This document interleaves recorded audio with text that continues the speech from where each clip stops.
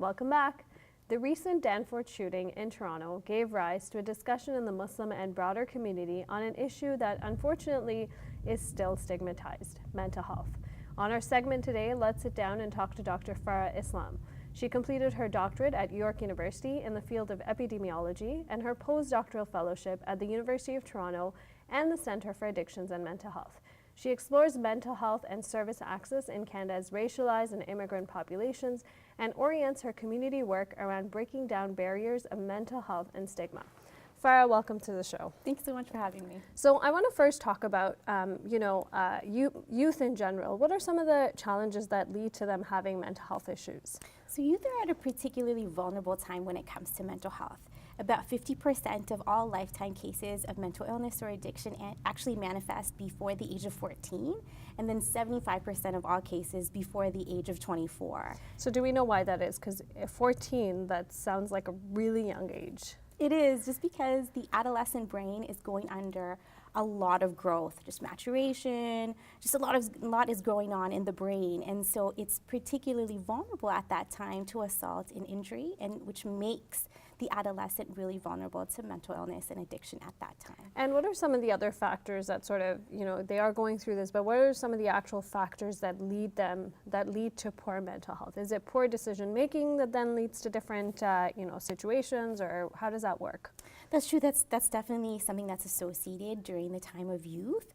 And then there are different components that are related to poor mental health. So there's going to be hereditary factors involved. So for example, certain mental illnesses run in families. There's biological components, so it's likely differences in neurochemistry or an upset in neurochemistry that's causing that. There could be psychological trauma that might be involved. So for example, a young person might have experienced war trauma, or maybe the loss of a parent, somebody really close to them. Mm-hmm. And then there's also environmental stressors. So maybe their parents have gone through a divorce. So all of that can really impact a young person's mental health. And obviously that can manifest in a whole variety of mental health issues, but we'll get to that in a little bit.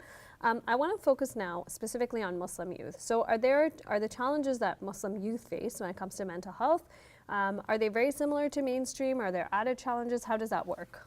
So a lot of the differences, or a lot of the challenges that young Muslims face, are pretty similar to what other youth face as well. So whether it's depression or being bullied at school, kind of all across the board, you see that for young people. But there are particularly unique challenges they face as well. So for example, in my research and my conversations with young Muslims, a lot of that seemed to be coming around some of the intergenerational clash that's going on in the home, and the cultural clash that may exist within the home as well. And then young Muslims also face the added layer of Islamophobia often, or the discrimination they may face in the outside world. Now, earlier you had talked about this idea of a bicultural nature versus a natural generational gap. So talk to me a little bit about what that is and whether that has anything to do with intergenerational gaps and that kind of stuff. Sure. So generally, of course, parents and children are going to be coming from different generations. And so as a result, they're coming from different historical and socio-political contexts, and they're going to have different ideas and varying viewpoints. That's normal. That's the case for all families. But for a lot of Muslim families, or it might be the case that, for example, where the parents are coming from, they're first-generation immigrants, and the children may be Canadian-born or have grown up in Canada, there you have this sort of added layer of misunderstanding where you have a cultural clash with the parents and the children coming from different cultural viewpoints. So is that the idea of, when you're talking about a bicultural nature versus a natural generational gap, is that sort of what you're talking about? That's right. It sort of adds this added layer of conflict. And what I found for a lot of young Muslims, they talked about how that cultural clash usually manifested in two domains. So the first was there's sort of different expectations regarding academic excellence. So young Muslims or young people kind of had their own ideas of how they wanted to succeed or what they wanted to pursue in school. They often felt that their parents, would have this sort of idea, hey, I left everything behind in the old country. I did everything. I sacrificed for you to give you a better life. And so now you kind of owe me by doing well in school and having this amazing career path. And so naturally, a lot of young people felt this sort of enormous pressure on their shoulders to excel and to succeed. And rather than sort of, motivating them to succeed in life, it kind of rather became sort of a crippling force where they felt that they were always failing. And you can understand that fear of failure then crippled them in their success in their careers as well as in their personal lives as well. Now, it's interesting you say, we're talking about Muslim youth, but this idea, it's not necessarily a Muslim problem. Like, it sort of exists within immigrant families, right? That's right, absolutely. And most of my research was across South Asian youth in general, not just Muslims. And they had this very common thread of this sort of difficulty of clash of cultures within the home. Now, you did focus, though, on Muslim youth, right, within the South Asian community? A subset of my population was conversations with Muslim youth, yes. So when you embarked on this research, did you find, was there a lot of other research that you could leverage from when it came to understanding the challenges Muslim youth face? Unfortunately, no, we don't have a lot of research out there that specifically looks at different religious groups or religious minority groups, and particularly about Muslims. It's tough to find. I want to put you on the spot. Do you think that's a gap that we need to fill, or? Absolutely. It's something that we need to research more. And do you know why do you think there is that current gap? Because I mean, we live in a multicultural society. Religion is a big part. Like, we have visible Muslims, very visible Muslims in the community, Sikh. So do you think, why do you think that gap is, just based on your experience over the course of your studies? Any ideas or thoughts?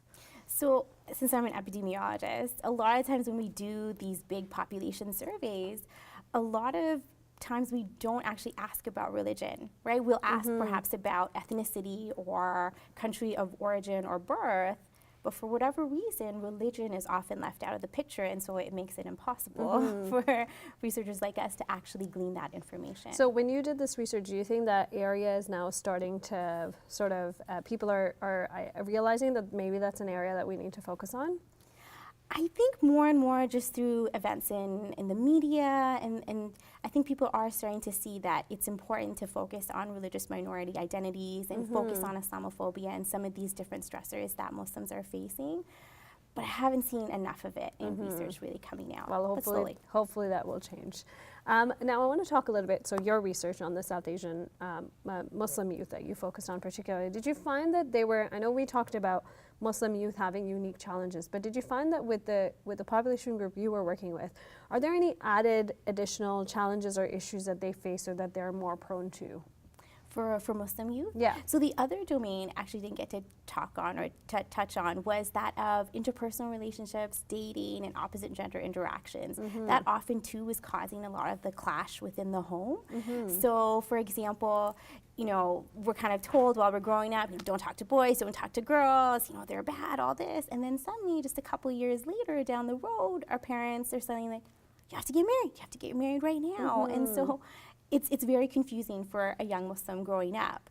And then beyond that, there were a lot of stories that I found of young people who kind of fell into a downward spiral of mental health because they didn't know how to navigate those sort of complicated new or budding romances or crushes or those feelings, right? So the idea of you have to be a certain way at home, and this is sort of the expectation at home, but then you're going to school and you still are interacting with males and females, and obviously you're gonna have crushes. You're gonna have that's that kind of things are gonna happen. So not having the resources to deal with that, was that sort of the biggest challenge you found? Exactly. Not having that open conversation at home, that it's kind of okay that you would naturally maybe fall in love or have a crush on somebody. It's okay. So for example, I talked to one young Muslim sister who, she had a crush on a boy in high school, and then when she moved away to university and kind of lost touch with that person, she fell into actual clinical depression because of it.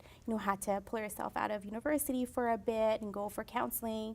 But because that open conversation doesn't exist and it's not sort of normalized, hey, it's okay. People have crushes, it happens, and how to kind of navigate through those emotions.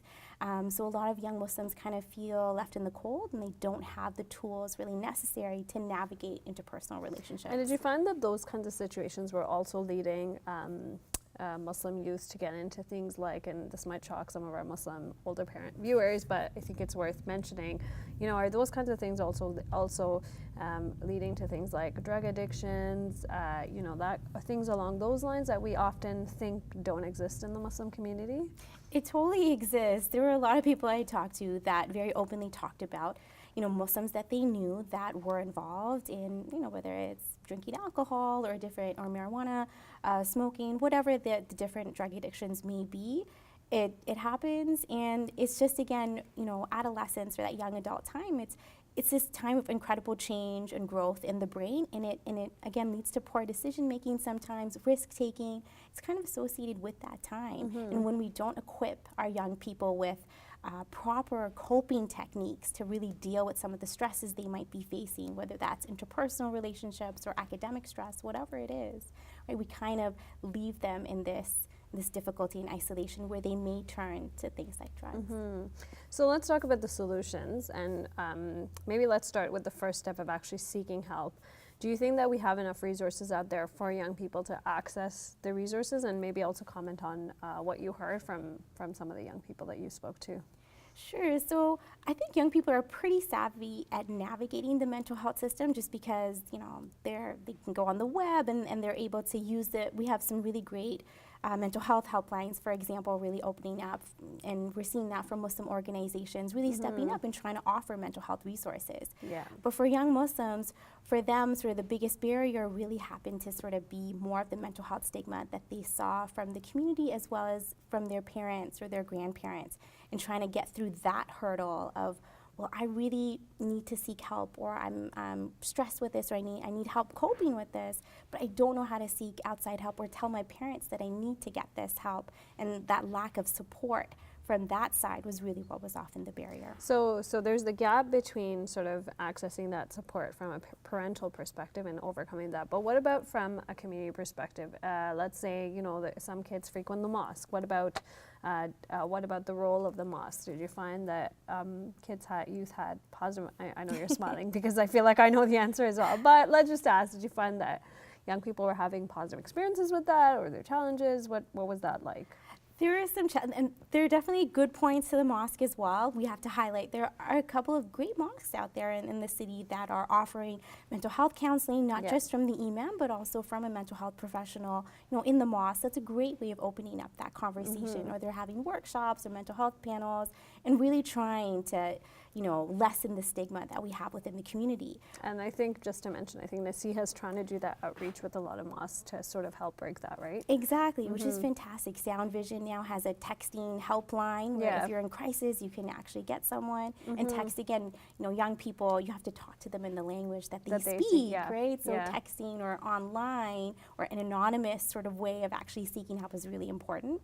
But then there were also some barriers when it came to the mosque as well. So, you know, a lot of young Muslim women, for example, talked about how it's tough when the only person that's kind of available to talk to in the mosque is the imam, you know, who's a man. And it's a little bit harder. Like, how are you going to talk about having a crush on a boy, or maybe being sexually abused, or something that's very intimate and very personal? So having sort of that female leadership in the mosque is really important, at least for bringing young Muslim women into a more positive mental Just health. out of curious, did you have any conversations with Muslim men about their experiences with seeking help, and if they even pursued that?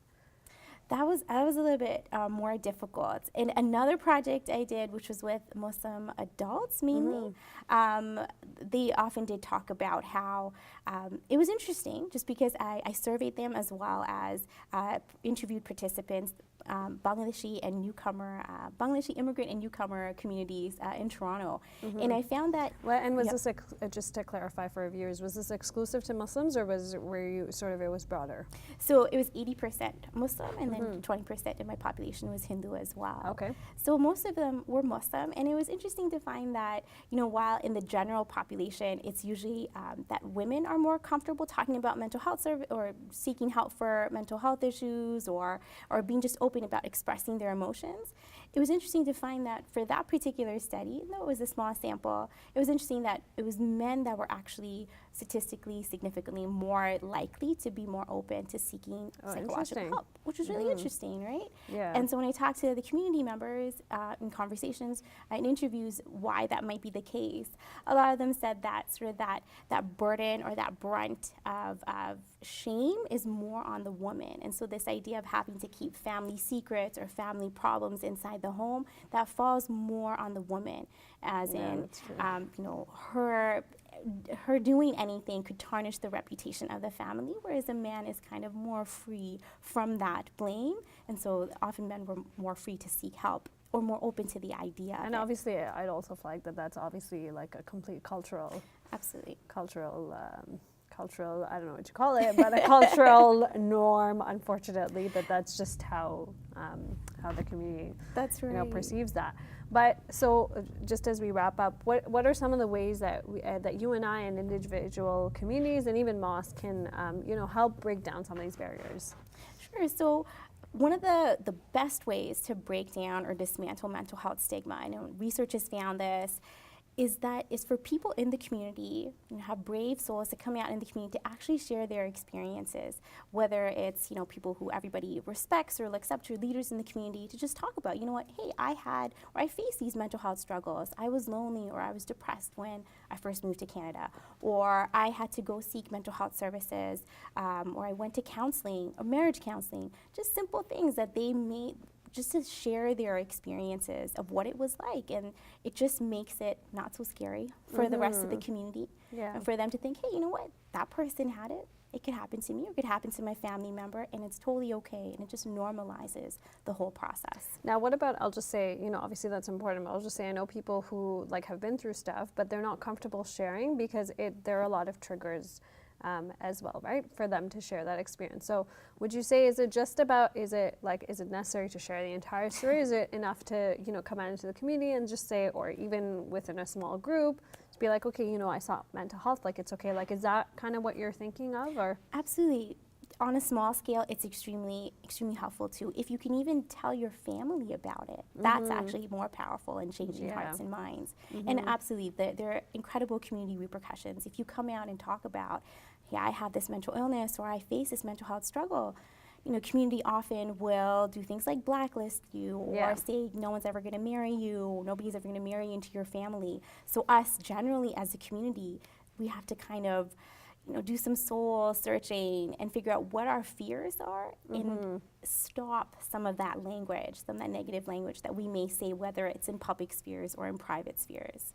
I'm sure we could go on forever, but I think we'll have to end it here. Thank you so much for having such an open and honest discussion. Thanks so much. If you want more of Let the Quran Speak, you can watch previous episodes or new ones by subscribing to our YouTube channel, youtube.com/QuranSpeaks. Stay updated by liking us on Facebook and following us on Twitter @Quran_speaks. And when you're on the go, listen to our podcast at QuranSpeaks.com.